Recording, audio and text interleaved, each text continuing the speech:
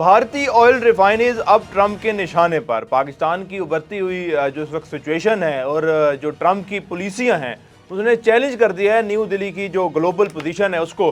अब ट्रंप के साथ साथ जो अमेरिका का मीडिया है वो भी भारत के खिलाफ बोल पड़ा है, वो भारत के पीछे पड़ चुका हुआ है। ट्रंप जो कि भारत को ये कह रहा था कि वो ट्रंप किंग बन चुका हुआ है और वो बहुत ज़्यादा जो है वो टैरिफ लेता है, बहुत ज़्यादा टैक्सेस लेता है। अब टैक्सेस की मिकदार जो है ट्रंप की जानिब से, अमेरिका हुकूमत की जानिब से जो है वो भारत पर बढ़ा दी गई थी। पहले 25% थी, वहीं पर अब 50% कर गई है, जहाँ पर मुख्तलिफ शोबों पर, मुख्तलिफ वाक़यात पर, मुख्तलिफ जगहों पर ट्रंप जो है वो भारत के खिलाफ कोई ना कोई बयानबाजी कर रहा है। वहीं पर अब अमेरिकन मीडिया जो है वो भी भारत के खिलाफ जो है उसने वो हाथ धोकर पीछे पड़ चुका हुआ है और उसने पाकिस्तान की अहमियत को उजागर कर दिया है कि जिस तरह की पॉलिसियां आजकल ट्रंप बना रहा है उससे जाहिर होता है कि पाकिस्तान को ज़्यादा अहमियत दी जा रही है। और एक भारत का जो था एक सपना, एक ख्वाब था, एक ग्लोबल नई दिल्ली को ग्लोबल शहर बनाने का, वो भी चकना चूर होता हुआ नज़र आ रहा है, बल्कि चैलेंज होता हुआ नज़र आ रहा है। जो पाकिस्तान की अहमियत जो ट्रंप की नई पॉलिसियों से जाहिर होती है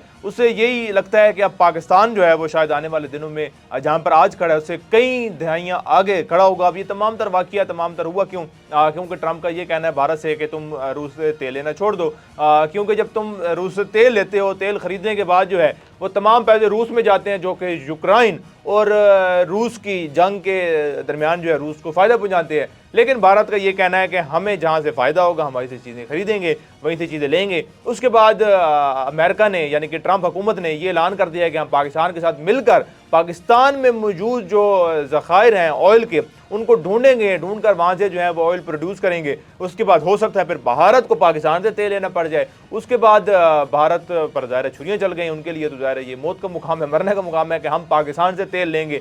अमेरिका क्यों इस तरह की जो है बयानबाजी कर रहा है पाकिस्तान के हक़ में और भारत के खिलाफ? वहीं पर अगर पिछला दौर देखा जाए ट्रंप का, तो जो ट्रंप का वो दौर था वो भारत के लिए बड़ा मुफीद था, ख़ासतौर पर मोदी के लिए बड़ा मुफीद था। कई ऐसी रैलियां थी जो ज़ाहिर है जिसकी क़यादत भारत ने यानी कि मोदी ने करनी थी। उन रैलियों के अंदर जो है ट्रंप को मोदी के साथ देखा गया था, मोदी के साथ खड़े होकर हाथ हिलाते, जप्फियाँ डालते हुए देखा गया था। लेकिन इस दौरे हुकूमत में ट्रंप के भारत के साथ इतनी कुशीदगी क्यों? कुशीदगी की एक वजह जो कि मौजूद भारत में जो तजिया निगार है उनके मुताबिक ये है कि जब इलेक्शन से पहले मोदी अमेरिका जाते हैं विजिट करने के लिए, दौरा करने के लिए, तो तब भारत के वज़ीर आज़म मोदी को ज़ाहिर है कहा जाता है कि आप ट्रंप से मुलाकात ना कीजिए क्योंकि उनकी पोजीशन स्ट्रॉन्ग नहीं है।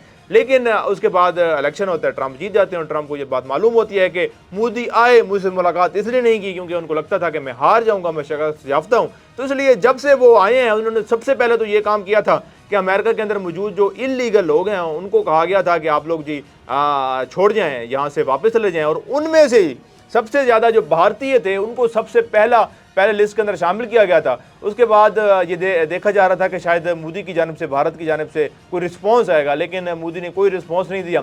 उल्टा उसने ट्रंप को यह कहा कि हर मुल्क की अपनी पॉलिसियाँ होती हैं और हम आपकी पॉलिसियों की कदर करते हैं। उसके बाद ट्रंप ने यह महसूस कर लिया कि मोदी जिस तरह ताकतवर नज़र आते हैं उस तरह ताकतवर है नहीं। उसके बाद से जो है वो भारत के लिए और मोदी के लिए जो है वो मुश्किलात बढ़ती हुई नज़र आ रही हैं और बढ़ती जा रही हैं दिन ब दिन। अब आगे ये मुश्किलात कहाँ तक जाती हैं, किस तरह की मुश्किलात आती हैं, जो तो आने वाला वक्त ही बताएगा। फिल वक्त के लिए इतना ही, हमें दीजिए इजाज़त। अल्लाह ने के बाद।